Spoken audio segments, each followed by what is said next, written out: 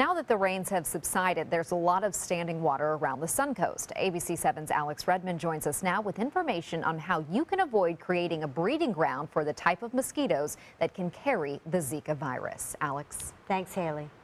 If you want to minimize your risk of being bitten by the two Zika-carrying species of mosquito that are native to Florida, you need to control the specific environment that these insects breed in.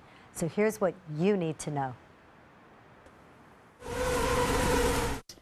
A tablespoon of water could produce 100 mosquitoes.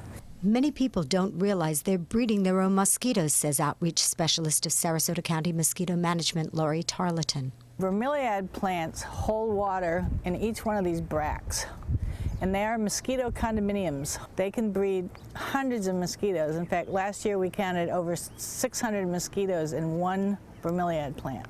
If they're in pots, just dump the water out, says Tarleton. But if they're in the ground, use a product called Mosquito Bits, which is a larvicide. In other words, it kills larvae. It's target specific. It won't hurt anything except mosquitoes.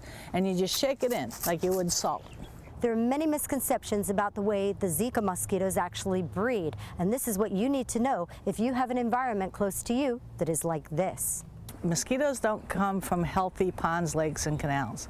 Some ditches will breed mosquitoes, but not the ones that transmit Zika. They will never breed the ones that transmit Zika.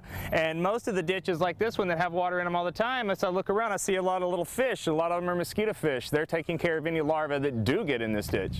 This is your typical sort of backyard situation that might cause a major mosquito problem. And as you see here, this is plenty of water to breed quite a large number of Aedes albopictus or aegypti, the vectors of Zika. Water can pool in plastic bags with wrinkles, explains Matt Smith, director of Sarasota County Mosquito Management Services. And as we mentioned, it can be as little as a tablespoon of water that can breed mosquitoes. Zika-carrying mosquitoes are day biters, says Smith. They breed in man-made plastic and metal containers, including soda cans, and discarded tires or tire swings. The solution is to drill a hole in the tire because they're almost impossible to pour out. After every single rain, everyone needs to go out in their yard and check for containers, water-holding containers. Both Smith and Tarleton urge all citizens to be proactive in getting rid of the standing water in their own environments.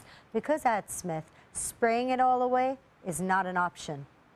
And Alex, what about those puddles that are not on our property, just out in the street? Could they be a breeding ground for these mosquitoes as well? Well, fortunately, those puddles on the ground don't last long enough because the sun comes and it dries them up. But one thing that we also want to caution people about is that pet bowls, don't leave them out for more than a day. You want to wash them out, and especially people at the barn, don't leave your horse water buckets out either. Make sure that you tip those out because those are a big problem and a breeding ground, especially for the specific mosquitoes that carry the Zika virus.